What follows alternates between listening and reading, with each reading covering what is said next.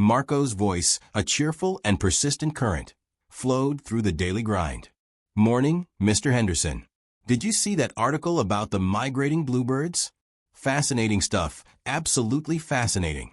He'd barely finished handing over the double espresso before turning to Mrs. Gable, who was examining the pastry selection. "Those blueberry scones look particularly delightful today, Mrs. Gable. Fresh out of the oven just moments ago, you know." His co-workers Sarah and Ben navigated the morning rush with practiced efficiency, their movements economical and their interactions with customers brief and polite. They often found themselves sighing internally at Marco's relentless chatter. "Honestly," Sarah muttered to Ben one morning, while Marco was mid-conversation about the optimal soil composition for growing tomatoes with a bewildered-looking tourist, "does he ever just stop talking?" Ben, ever the pragmatist, simply shrugged. "It's Marco. It's what he does. Just try to focus on your orders." The cancellation of the annual Founders' Day festival cast a long shadow over their small town. The vibrant banners that usually adorned Main Street remained rolled up in storage. The local newspaper ran a front-page article expressing the community's disappointment, highlighting the significant economic impact the cancellation would have on local artisans and small businesses. The usual pre-festival buzz was replaced by a palpable sense of deflation. At the daily grind, the atmosphere was noticeably subdued. Even the regulars seemed less inclined to linger over their coffee. Marco, however, remained his usual effervescent self, though his focus had shifted. "Terrible news about the festival, isn't it, Mr. Henderson?" he said, his usual cheerful tone tinged with genuine concern. "I know how much you look forward to showing off your model ships." To Mrs. Gable he remarked, "And your beautiful quilts. Such a shame they won't be on display this year." Over the next few hours, Marco's chattiness took on a new dimension. He wasn't just making small talk. He was actively engaging with everyone who walked through the door about the canceled festival. He listened intently to their frustrations, their worries about lost income, and their sadness at the missed opportunity for community celebration. He remembered that Mr. Henderson had mentioned his nephew played in a local folk band that had been scheduled to perform. He recalled Mrs. Gable's disappointment that her grandson wouldn't get to participate in the annual pie-eating contest. "You know," Marco said to a regular named David, who owned the local bookstore, "it just doesn't feel right, does it? This festival is such an important part of our town." David, usually quiet and reserved, nodded in agreement. "It really brings everyone together. My shop always sees a big boost in sales that weekend."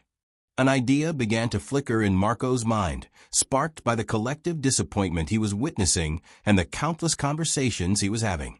He remembered that Maria, another regular who ran a vintage clothing store, had often mentioned her frustration about the lack of community event space.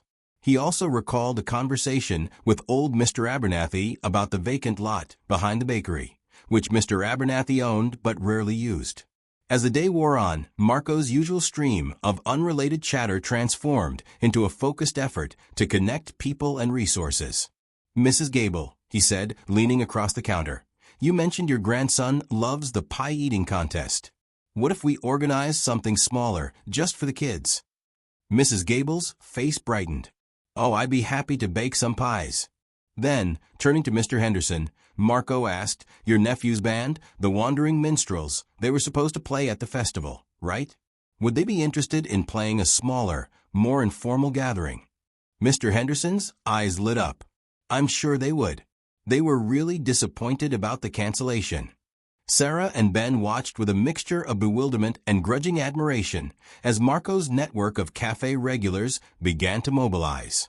Phone numbers were scribbled on napkins, promises of help were exchanged, and a sense of hopeful energy began to permeate the cafe. Marco, his usual rambling replaced by purposeful directives and enthusiastic encouragement, was like a conductor leading an impromptu orchestra. The next day was a whirlwind of activity. Marco, fueled by copious amounts of coffee, which he actually managed to make amidst all the planning, coordinated with the various individuals he had connected. The vacant lot behind the bakery, overgrown and neglected for years, became the focal point of their efforts. Volunteers, many of them cafe regulars who had been drawn in by Marco's infectious enthusiasm, worked tirelessly. They cleared weeds, swept the dusty ground, and erected makeshift stalls using borrowed tables and tarps. Mrs. Gable arrived with a mountain of her famous pies. Mr. Henderson's nephew and his bandmates set up their instruments, their cheerful tunes filling the air. Maria organized a small vintage market, displaying her unique finds on borrowed clothing racks. Sarah, surprisingly, found herself volunteering to manage a coffee and pastry stand, while Ben helped Mr. Abernathy set up some old picnic benches.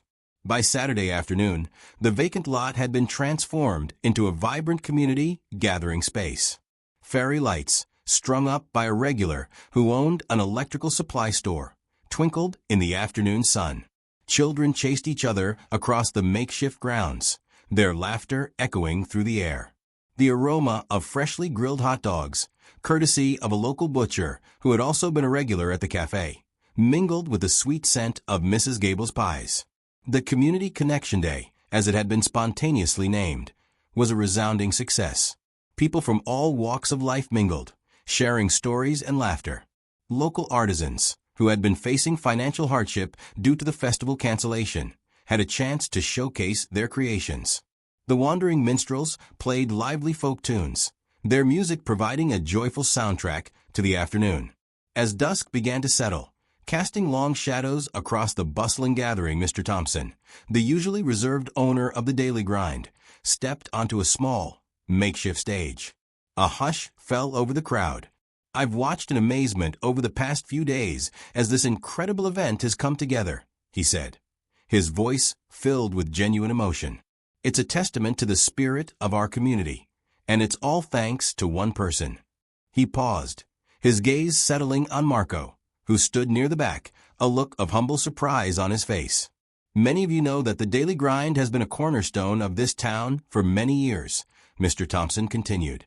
"But what some of you may not know is the story behind it. This cafe was founded by a truly remarkable woman, Marco's grandmother, Elena." A collective murmur of surprise rippled through the crowd. Mr. Thompson smiled, a warmth spreading across his face. Elena came to this town with very little, but she had a vision. She wanted to create more than just a place to get a good cup of coffee. She wanted to build a hub, a place where people could connect, share their stories, and feel a sense of belonging. She believed in the power of conversation, in the simple act of talking to one another. He paused, his voice becoming slightly choked with emotion. Elena always said that the best coffee was served with a side of genuine human connection. "And Marco," he said, his eyes meeting Marco's, "you have inherited that gift. Your seemingly endless chattiness, the very thing that some might have seen as a minor annoyance, has become the catalyst for bringing our community together in a time of need. You, my boy, are carrying on her legacy in a way that would have made her incredibly proud." A wave of understanding washed over the crowd. Marco, the barista known for his endless chatter, wasn't just being talkative. He was embodying the very spirit upon which the cafe had been founded. His conversations weren't just random musings. They were the threads that wove the community together. The Community Connection Day wasn't just a one-off event. It sparked a renewed sense of community spirit, reminding everyone of the importance of connection and conversation. And Marco, the chatty barista, was no longer just seen as the talkative guy behind the counter. He was recognized as the heart of the community, a living embodiment of his grandmother's vision. Did you find that story more engaging and insightful? It all started with a simple desire to connect. If you enjoyed this expanded tale of community connection and the surprising power of a chatty barista, make sure to subscribe to my channel for more heartwarming and thought-provoking narratives.